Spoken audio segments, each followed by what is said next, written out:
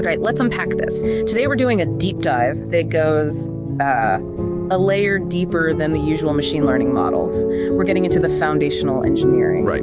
Data structures and algorithms. Exactly. The mission is to really look under the hood of that black box and see how the physical organization of data shapes everything. And you can't start that conversation without talking about the biggest trade-off there is. Time versus space. Time versus space. You can't escape it.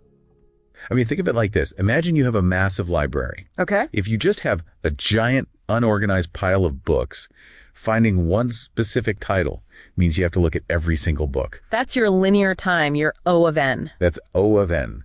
But if you invest some effort and memory, that's the space cost to build a really good index system. Then you can find it almost instantly. In logarithmic time, O of log N.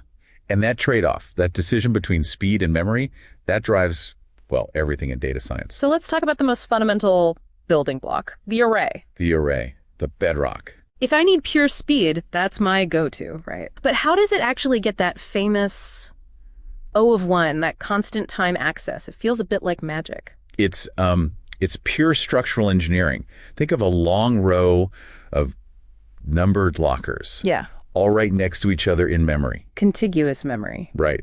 And the machine doesn't have to search. It just does a simple calculation. Base address plus the index times the size of each element. It just jumps straight there. It jumps, an instantaneous O of 1 calculation. Doesn't matter if you have 10 lockers or 10 million. And that mathematical jump is exactly why arrays, and of course matrices, are the backbone for libraries like NumPy. Absolutely. It enables that parallel processing, the vectorization you need for something like, say, linear regression. But arrays are rigid. What happens when your data is messy and dynamic, constantly changing? Well, then you need flexibility. And for that, you turn to the linked list. Ah, the scavenger hunt analogy. Exactly that, yeah. Each piece of data, each node, is scattered in memory, but it holds a little pointer, a clue to the next one. So you lose that instant O of 1 access for retrieval. You do. But what you gain is the ability to insert or delete elements. Anywhere in that chain in O of 1 time is perfect for, data streams or buffers. Okay, so we have speed and flexibility, but what about organizational logic? How do we build decision-making into the structure itself? Now you're talking about trees, hierarchical structures. Their whole purpose is efficiency through elimination, right? Right. Think of the game 20 questions. That's the perfect way to grasp their O of log N search performance. You can narrow down a million possibilities in what, about 20 steps? Because you slice the problem space in half with every single question. Which is the exact principle behind decision trees. And gradient boosted trees, all those ensemble methods. Each node is just a yes or no feature test, trying to reduce what they call impurity until you get a clear prediction. So if trees give us logical speed, what if I need the absolute fastest retrieval possible? Then you bypass all that hierarchy and go straight to hash tables. We're back to O of 1 again, but it's a different mechanism than the array. Totally different. Imagine a massive warehouse.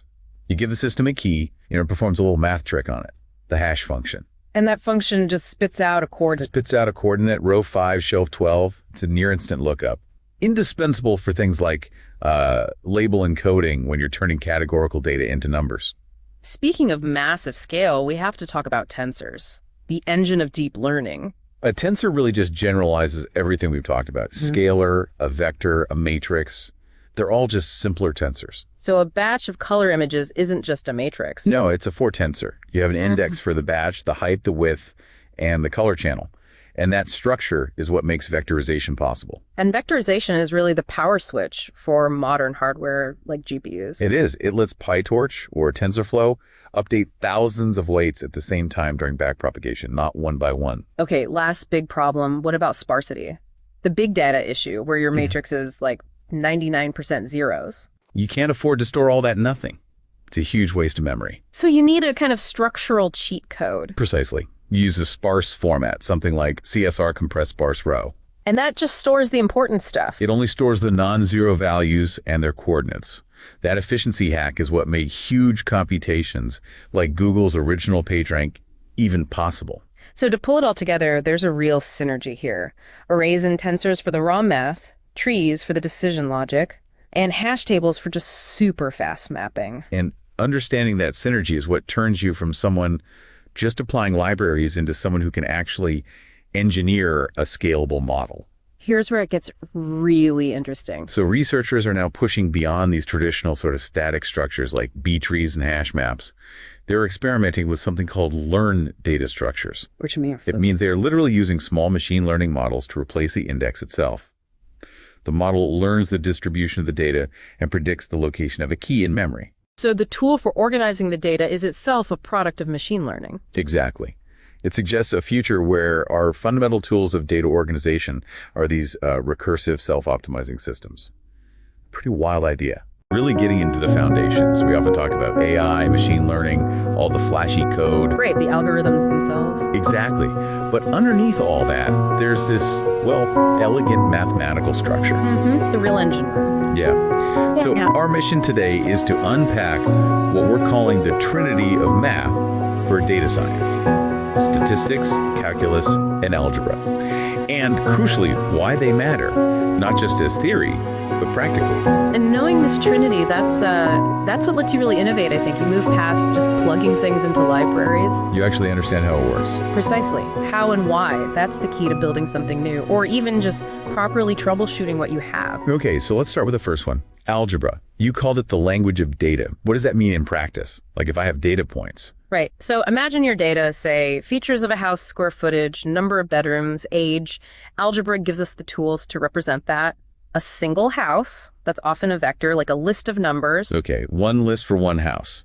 Yeah. And then if you have, hundreds or thousands of houses in your data set, you stack those vectors up. And that becomes a matrix. Rows are your houses, columns are the features. It's a really neat way to organize everything. But it gets more interesting, right, with things like matrix multiplication. I hear that's huge in deep learning. Oh, absolutely huge. It's not just tidy organization. It's the computational workhorse. It's how layers in a neural network talk to each other, how transformations happen. So why is it so fast compared to, say, looping through data? Well, that's vectorization. Your computer's processor, especially GPUs, are built for this. They use something called CMD, single instruction, multiple data. Meaning they can do the same math operation, like an addition or multiplication, on many different data points all at the same time, in parallel. Instead of doing them one. And by one. Exactly. Forget for loops for this kind of scale. Vectorization is dramatically faster. It's honestly what makes training massive models even possible today. Got it. And if you want to understand how these deep networks work, you have to realize data points are never just isolated numbers. They're organized. So they're like collections of numbers. Exactly. They're vectors in this massive high-dimensional space. That n-dimensional reality where AI operates, it's the map of the world for the model. And that map gets really complex, right? I mean, when we move into modern systems, things like video processing, we're not just talking about vectors anymore. We go way past matrices into these higher order tensors. Yeah, think about a standard RGB image on a screen. You might picture it as a flat grid of pixels, a 2D matrix. But it's actually a rank 3 tensor. It's got height, it's got width, and then it has that crucial third dimension for the red, green, and blue color channels. So without that third dimension, you'd be losing all the color information, all the context. You'd be losing almost everything. And to handle these huge structures, you need some serious algebraic power tools. You need decomposition. Which is just a fancy way of saying we need to break these things down. We have to. And arguably the most powerful tool we have for this is singular value decomposition, SVD. Hold on. I've heard SVD can be pretty computationally intense on its own. Yeah. So are we just shifting the problem around? What makes it worth it? Because SVD is like AI's compression artist. It gives us a mathematical guarantee. It finds what are called singular values, which measure the energy or the really critical information in the data. Okay, so it finds the most important bits. The most important bits, which means we can get the absolute best low-rank approximation. So what does that practically mean for, say, a large language model? It means we can actually deploy it. We use SVD to compress the weight matrices of these LLMs. You can often throw out over 30% of the information and still keep almost all of its reasoning ability. Wow, that's huge. It's the only way to make it feasible to run. All right, this is where it gets really fascinating for me.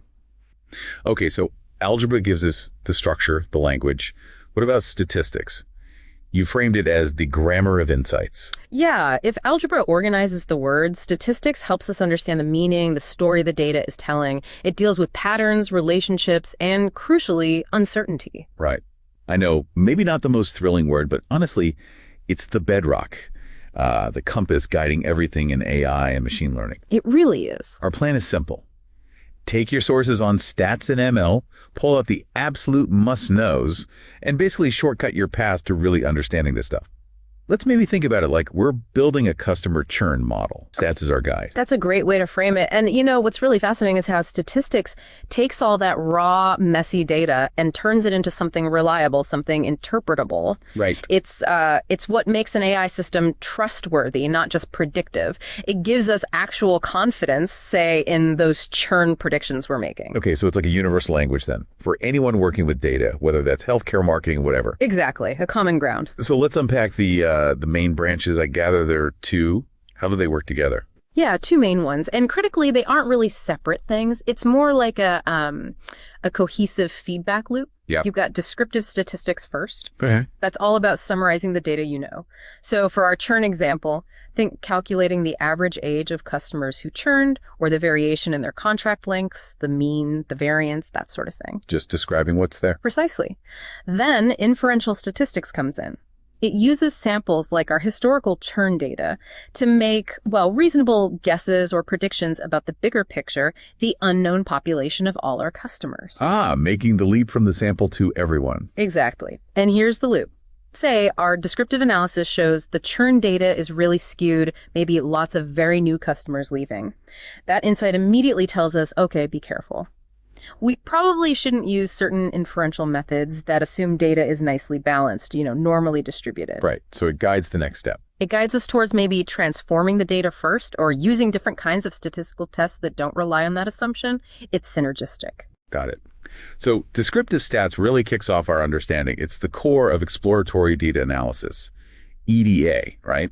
Revealing things like central tendency mean, median, and how spread out the data is standard deviation. Absolutely. Think of it as your first diagnostic tool. It flags potential data quality problems before they mess up our churn model. Like finding errors or weird values. Yeah, exactly. Things like kurtosis, which tells you if your data has fat tails, meaning lots of extreme values, or the interquartile range, the IQR, that maps the middle 50% of your data.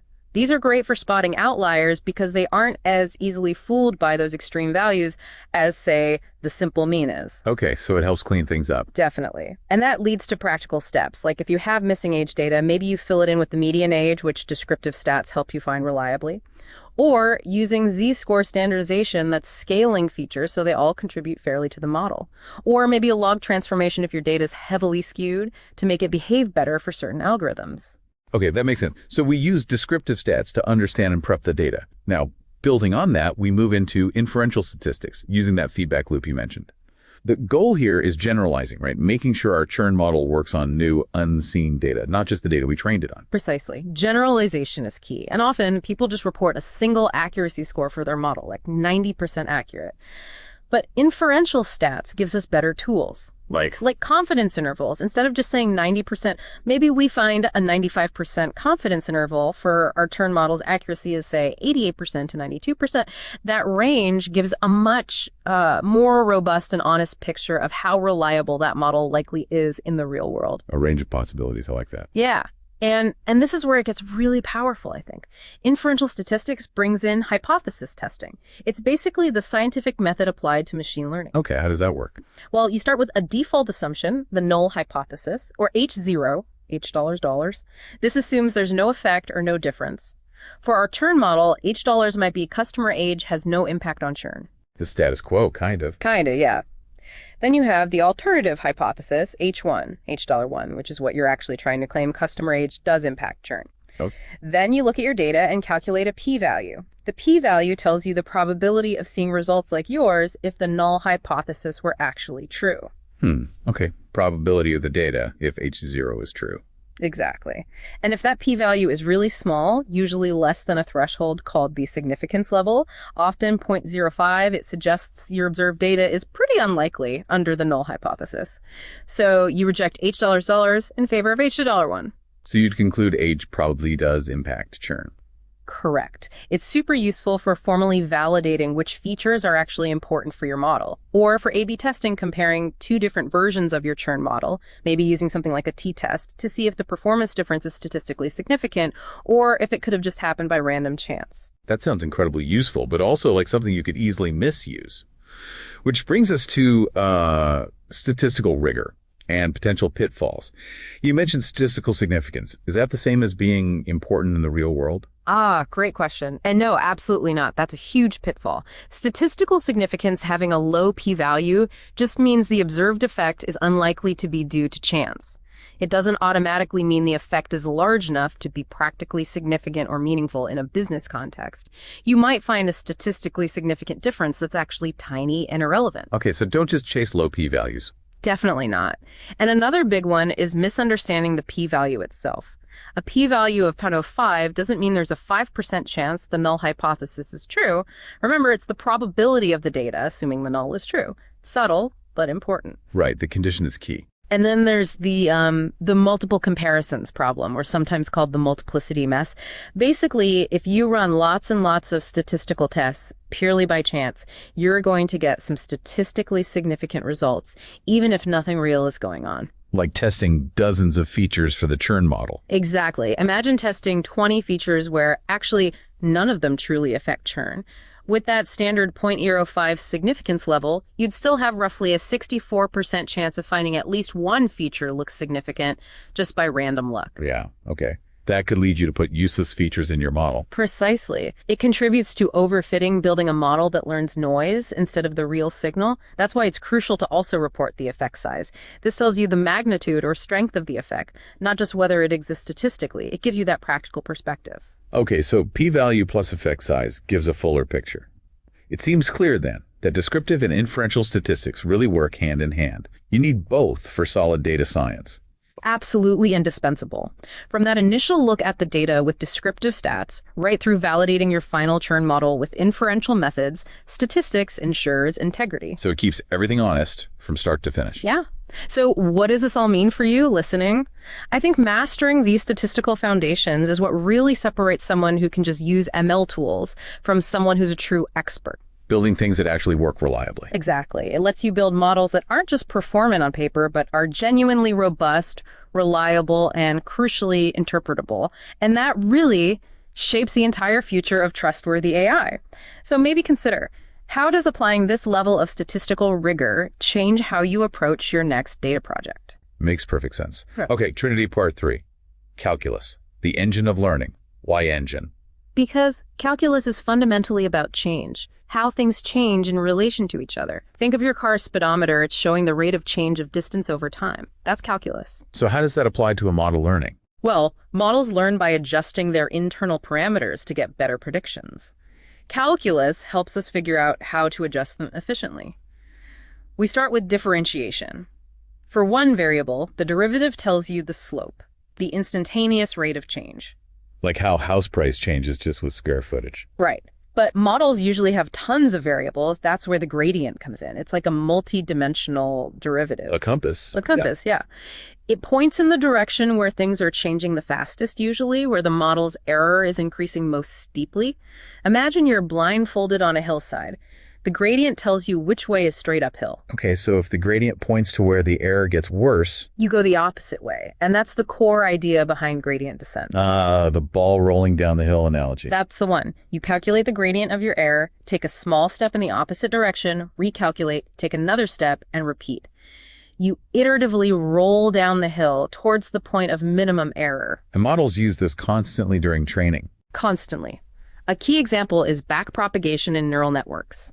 It uses the chain rule from calculus to efficiently calculate how much each connection in the network contributed to the final error. So it knows exactly how to adjust everything. In a very clever, calculus-driven way, yes. It distributes the error signal backwards through the network. Wow. Okay, so bringing it all together quickly for our house price example. Yeah. Algebra structures the house data in matrices. Yep.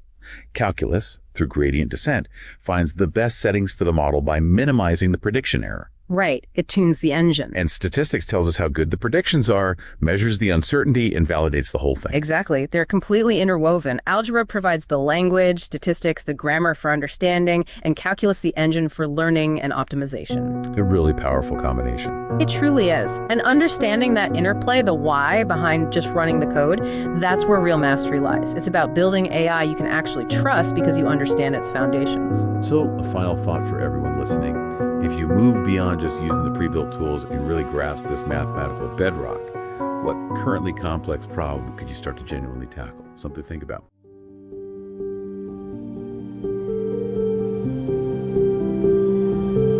Okay, let's unpack this. You hear the word algorithms just about everywhere, right? Shaping everything from what you see online to how packages find your doorstep. But they often feel really abstract, maybe like a black box.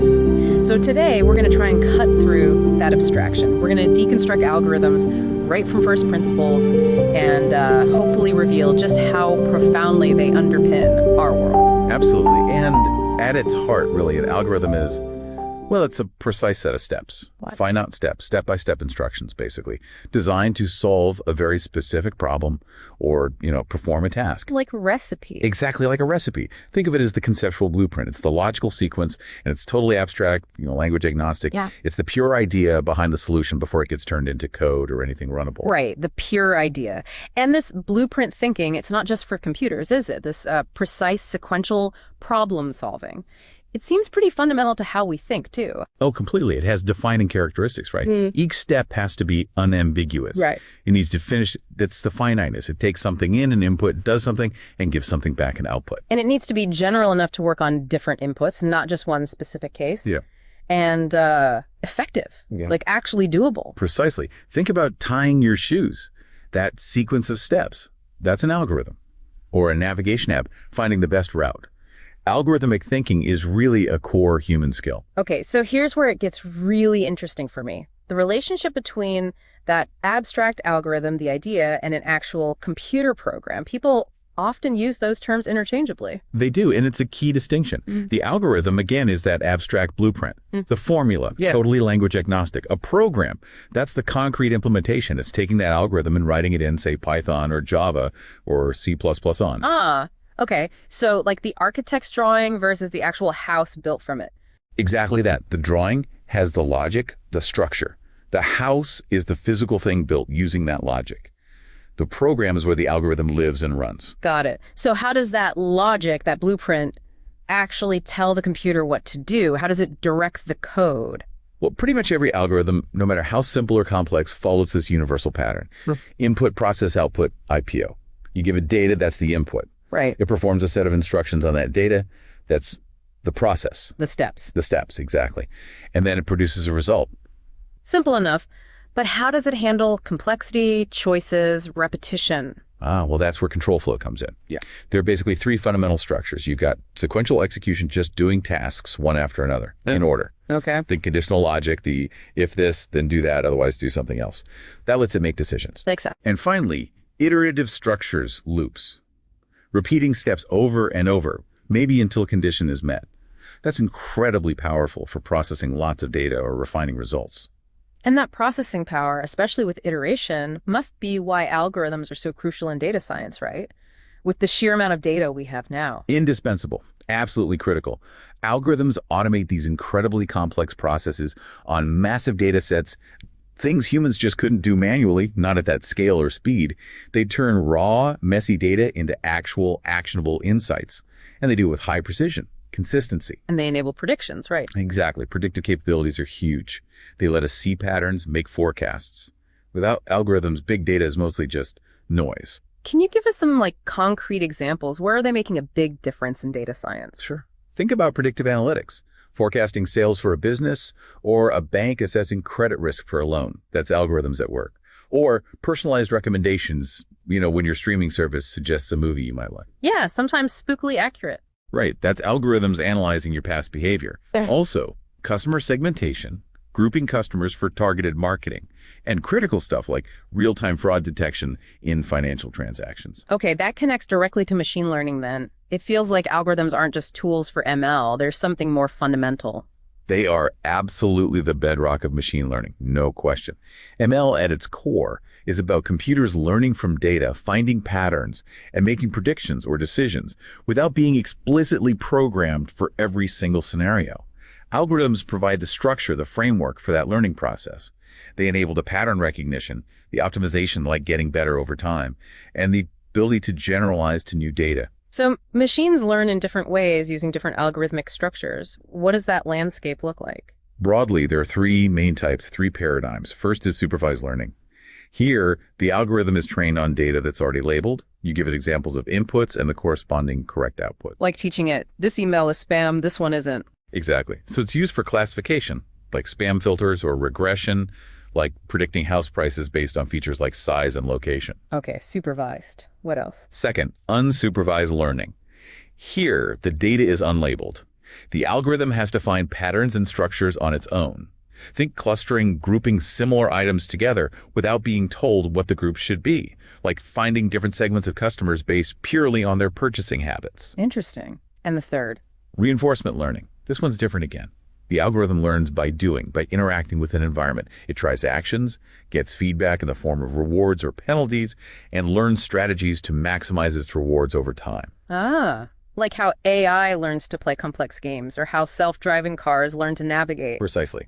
Autonomous systems often rely heavily on reinforcement learning. Wow, okay, so you've got supervised, unsupervised reinforcement, and presumably many specific algorithms within each. How does anyone choose the right one? Yeah, that raises a really important question. The truth is, there's no single best algorithm. It's not like there's one magic bullet. The choice depends heavily on the specific problem. Are you classifying something? Predicting a value? Finding groups? Right.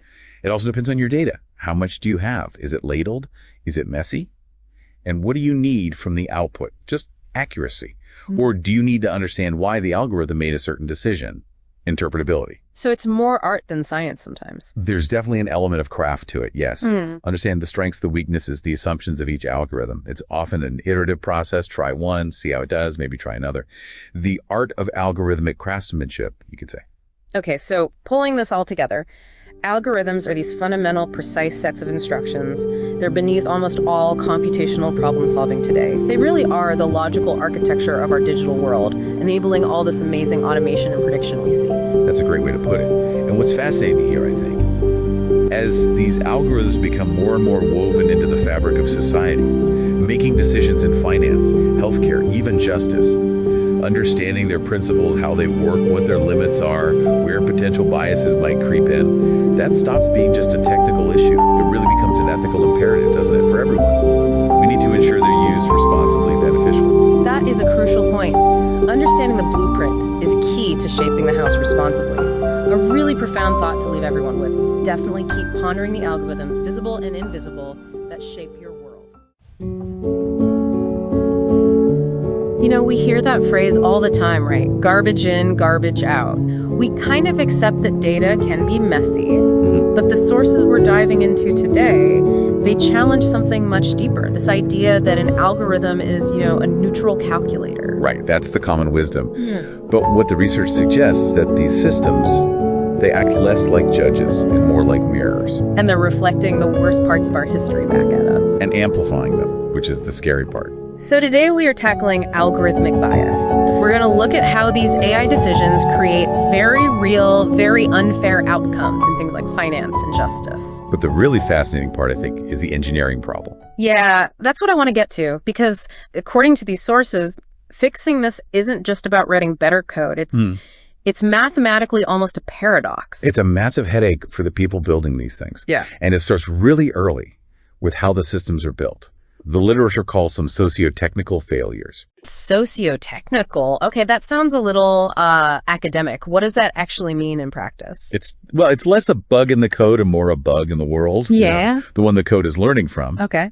So if you train a hiring AI on, say, 40 years of company records, and that company only hired men for engineering roles, the AI just learns a pattern. It learns that male equals qualified. Exactly. It doesn't know why. It just replicates the pattern. So the common fix you always hear is, okay, just remove the gender column. You make the AI blind to it and problem solved. Yeah. And you'd think that would work, but that's where you get this illusion of neutrality. The AI just finds other things, proxy variables. And that gets to the whole zip code issue, right? Exactly. The AI might not see your race, but it sees your zip code. Yeah. And because of decades of housing segregation, that's often a perfect stand-in for race. Or occupation could be a proxy for gender. Sure. The algorithm sees nurse, correlates with one outcome, programmer with another, and it rebuilds the very bias you tried to erase. And since these are proprietary black boxes, we usually don't even know it's happening. Not until real people get hurt or excluded. Which brings us to finance. I mean, the stats are pretty stark.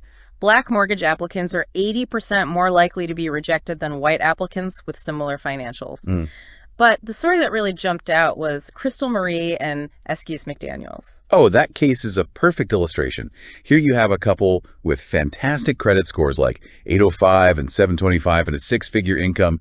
They should be ideal borrowers. And the automated system just rejected them? It did. And it was because she was a contractor, right? Yeah, the algorithm flagged her income, her gig economy income, as unstable. And here's the socio-technical part.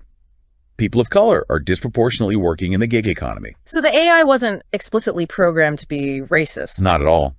But by penalizing that type of employment, it had the same effect. It filtered out qualified minority applicants. It's a gatekeeper with no accountability. But being denied a loan is one thing. Being denied your freedom is another. Does this apply to criminal justice too? It does, and the stakes are obviously so much higher. You have to look at the Compass tool. The risk assessment tool courts use. Yeah, to predict the likelihood someone will reoffend. And this was the ProPublica investigation. That's the one. They found Compass was flagging black defendants as high risk at nearly double the rate of white defendants. But the really terrifying part is the feedback loop it creates. Explain that. Okay, so think of predictive policing. An algorithm analyzes past arrest data and says, send more police to this neighborhood. So police go there, they make more arrests, and that new arrest data gets fed back into the system. Which tells it to send even more police there. It becomes a self-fulfilling prophecy. It justifies its own bias over and over again. So if engineers can see this loop, why not just fix it? Tell the AI, make your error rates equal for everyone. And that's where you run headfirst into what's called the impossibility theorem. That sounds bad. It's a mathematical dead end. Look, you have competing goals. One is fairness, treating all groups the same. The other is accuracy, making the correct prediction. Right. If the underlying historical data shows different base rates for two groups, one group has been arrested more for whatever reason, you mathematically cannot satisfy all definitions of fairness and accuracy at the same time. Hold on, so you actually have to choose. You have to pick between being accurate and being fair. You have to make a trade-off. It's called the Pareto frontier. To make the error rates equal for black and white defendants, for example, you might have to intentionally make the model less accurate for one of those groups. You'd have to make the model dumber to make it fairer. In a sense, yeah. That is a brutal design choice. So who makes that call? The government. Well, that's the big debate. In the EU, they've taken a very cautious approach with the EU AI Act. Basically, if a system is high risk, it's either banned or heavily regulated. And the US is more complicated. It's split. You had Biden's executive order focusing on civil rights and bias, and then Trump's order revoking it to focus on deregulation and, keeping America's tech edge. It's a real tug of war. At least there's the NIST framework, the Map, Measure, Manage Guide. It's voluntary, but it gives companies a playbook. It's a start. It's a push away from the black box and toward a glass box where we can at least see the trade-offs being made. And that transparency feels so important, especially when you consider this one last thing we saw in the research. Studies show that when you give people explanations for a biased AI decision, we tend to believe it. We rationalize it. Yeah. We convince ourselves the machine must know something we don't. We trust the math more than our own gut. So that leaves us with this final thought. If the math itself forces a trade-off between fairness and accuracy, is the solution really about building better code? Or is it about refusing to let an algorithm have the final say? That's the question we all have to answer. Thanks for listening to The Deep Dive. Okay, let's get into it. We're doing deep dive today, really aiming for, total mastery of the core ideas in machine learning, AI, ML, DL. The goal is to get you up to speed fast so you can confidently follow pretty much any technical chat on the topic. Right, and to get that solid footing quickly, it helps to start with the hierarchy.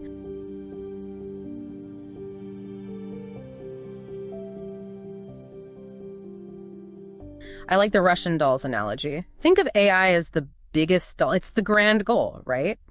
Creating intelligent systems. Okay. Then nested inside, you've got ML, machine learning. That's the main way we're actually doing AI nowadays. Learning patterns straight from data. And the innermost doll. That's deep learning, DL. It's basically a very powerful, sort of sophisticated tool within ML that uses these big, deep neural networks to do the learning part. Got it. So ML is kind of the engine driving progress in AI. And its big contribution is finding these complex patterns, and this seems crucial, being able to generalize them, to apply them to new stuff it hasn't seen. Exactly that. Generalization is absolutely key. And how it learns those patterns, well, that really depends on the data you give it and the kind of feedback it gets. Our mission, to cut through that jargon, we're focusing on the hierarchy, the key trade-offs, and the why behind it all. Exactly. We want to give you that mental map you need for mastering generalization.